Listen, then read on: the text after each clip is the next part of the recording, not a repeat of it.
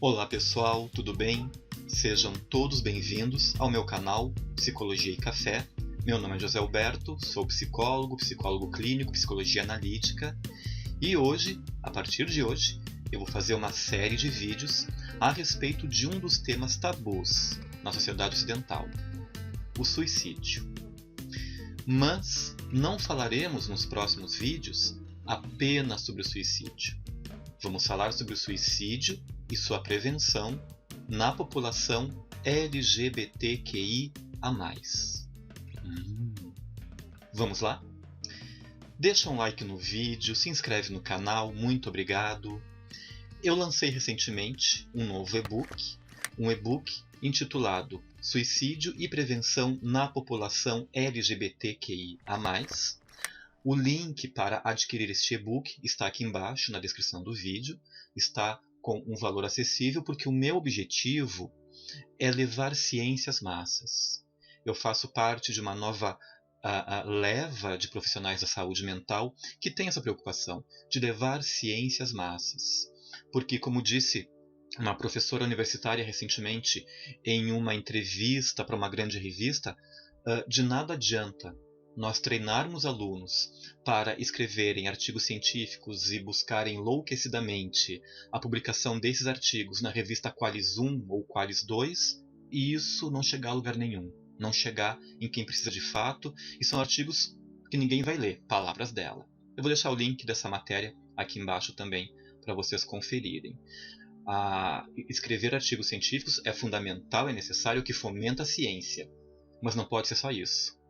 E hoje o ensino acadêmico está voltado só para isso, né? Pois, como ela diz, essa professora, é muito mais importante treinar o aluno, aparentemente, para escrever um artigo científico do que para mudar o mundo. E mudar o mundo está sendo mais urgente do que outras coisas. Então eu vou escrever muitos e-books ainda, para quem quiser, para quem gostar, com valores acessíveis para que todos possam ler, né? Por que eu escrevi este livro? Né? Para instrumentalizar profissionais da saúde mental, estudantes das áreas da saúde e outras áreas, e o público em geral, para saber sobre o evento do suicídio na população LGBTQIA+. E por que escrever sobre isto? Porque hoje nós temos muitos estudos e temos livros falando sobre o suicídio. Ótimo! E o suicídio na população LGBTQIA+.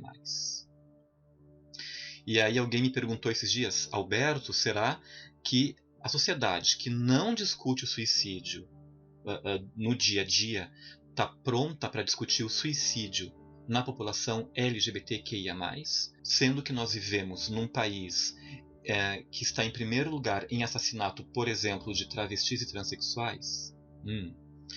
E o que eu entendo, né? E o que eu respondi para essa pessoa? O mundo estava pronto para discutir as dinâmicas sexuais que ocorrem dentro de uma família em 1910 com o surgimento da psicanálise em Freud?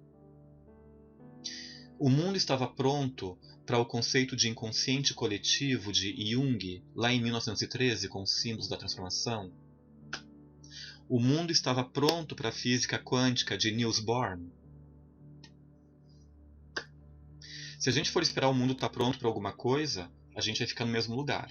Então a gente vai abrindo caminhos, tá? Então nós vamos falar sobre o suicídio numa série de vídeos que estarão disponíveis aqui no canal nos próximos dias.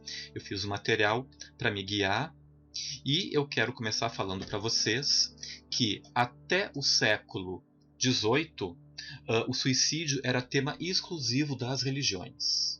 Apenas as religiões traziam uma palavra a respeito do suicídio. E foi a partir do século XIX que figuras como Philippe Pinel, Jean Esquirol, psiquiatras, Freud e outros começaram a trazer o entendimento de que o suicídio era um transtorno mental.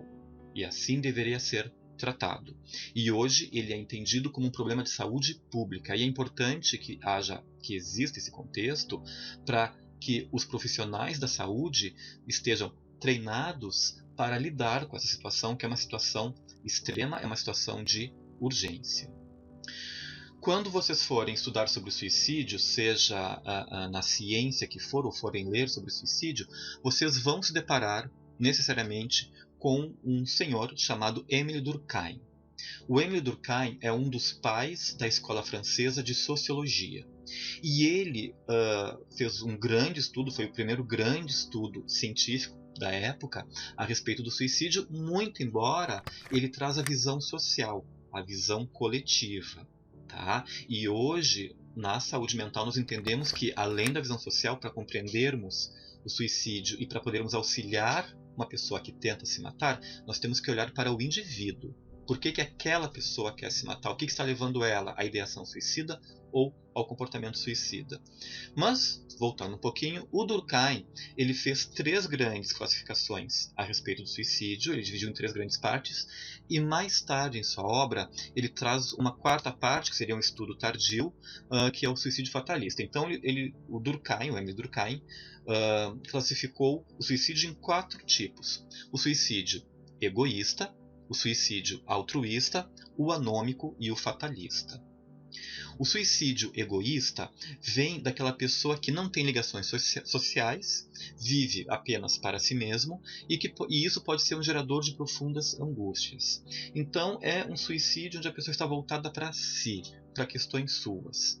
O suicídio altruísta é quando o sujeito ele tem uma ligação muito forte com a sua comunidade e ele entende que o seu suicídio poderá salvar o seu povo, auxiliar as pessoas de algum modo. Eu vou morrer para salvar as pessoas nesse acidente de carro, digamos. Tá? Na história, nós temos um suicídio muito famoso que foi um suicídio altruísta. O suicídio de Cleópatra, que ela se mata, segundo as histórias, se deixando picar por uma cobra. Por que ela se matou? Porque naquela época ela ia se casar com Júlio César, se não me engano, me corrija se eu estiver errado.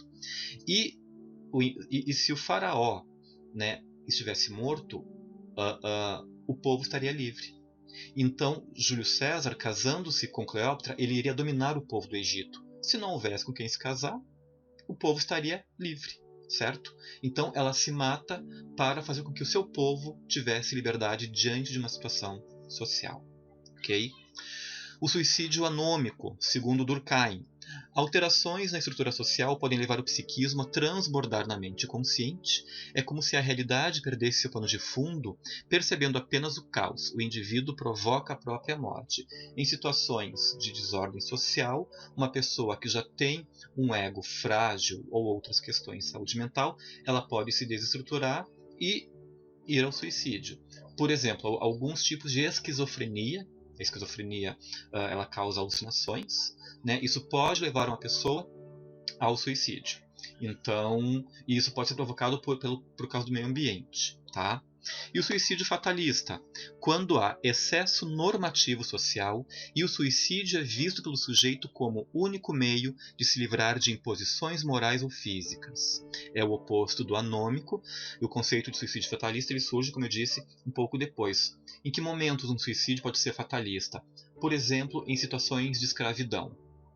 A pessoa não quer ser escrava sexual, escrava de um povo, período da escravidão aí no Brasil da população negra, né? Nós tivemos muitos suicídios. Uma guerra civil, por exemplo, estoura uma guerra civil e as pessoas, para protegerem a sua dignidade, preservarem o resto de dignidade que têm, elas acabam se matando. Bom, isso foi uma breve introdução. Falaremos mais sobre o tema do suicídio nos próximos vídeos. E, gente, nós profissionais da saúde mental trabalhamos com suicídio o ano todo. Tá? Existe o Setembro Amarelo, que é para marcar este evento, né? Mas nós trabalhamos com o tema do suicídio o ano todo, seja no consultório particular, seja os profissionais que trabalham em clínicas, em hospitais psiquiátricos, em clínicas psiquiátricas, toda semana, numa clínica psiquiátrica ou num hospital que tem emergência, toda semana, no mínimo, uma pessoa é internada com ideação ou tentativa de suicídio. E um dos mitos do suicídio é que não se deve falar sobre suicídio. Isso é mito. Tá? Tem estudos científicos que já demonstram que falar sobre suicídio diminui as angústias em relação ao tema. Seja as angústias de alguém que está com ideação suicida, seja de pessoas que perderam alguém através do ato do suicídio e ficam com aquilo remoendo por muito tempo. Então, um dos mitos: não se deve falar sobre suicídio. Não, gente. Falar sobre suicídio diminui as angústias a respeito desse tema e esclarece e educa a população, e isso acaba configurando uma atitude preventiva. Sigo tomando meu café. Até o próximo vídeo.